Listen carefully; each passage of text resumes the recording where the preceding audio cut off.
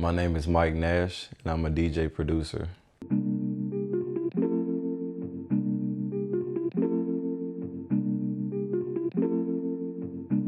Throughout my life, I've always been involved with music, whether it was playing guitar in the 5th grade, playing saxophone for 7 years, even to making beats over in this corner.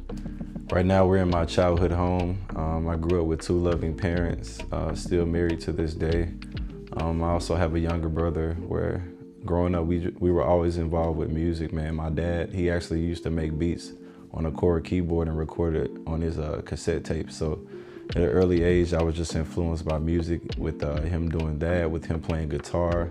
Even going to school, we would learn music theory at a young age, which has influenced the way I make music now. Outside of music, even in school, we would just always going on these field trips and exposing us to the different cultures of Memphis, man. And the #1 destination we used to go to was always the Civil Rights Museum.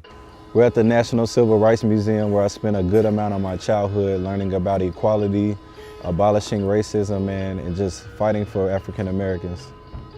This place still gives me chills to this day, from hearing actual audio from the Civil Rights era to actual replicated jail cell that Dr. King stayed in.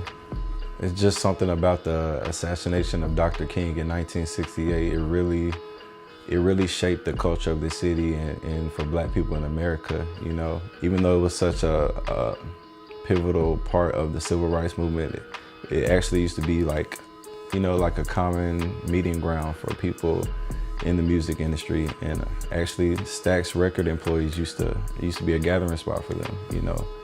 And those guys are really prominent in the Memphis music scene, especially with blues and the history it has with Beale Street.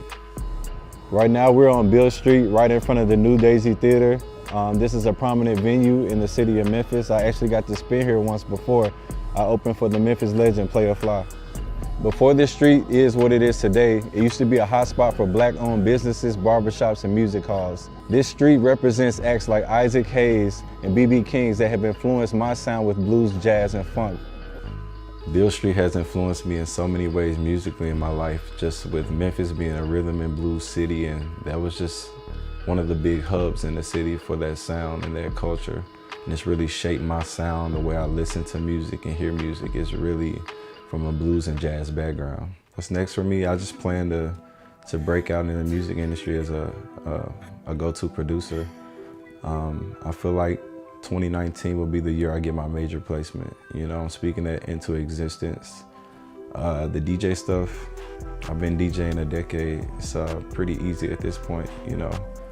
I'll continue to get booked and, you know, do dope events with different brands and everything. But I'm shifting my focus more into the producer side, but you can always catch me DJing, you know. I'm just here to be an example for, you know, following your dreams and not listening to what other people say, man. You know, at the end of the day, you just have to get out there and do it. You have to speak things into existence. It's about what you put out in the universe. It's the law of attraction. Prominent for music. When you think of Beale Street, all right, this city, this street is, all right. Yo, I'm doing a whole video of just outtakes of you too. All right, when you're ready.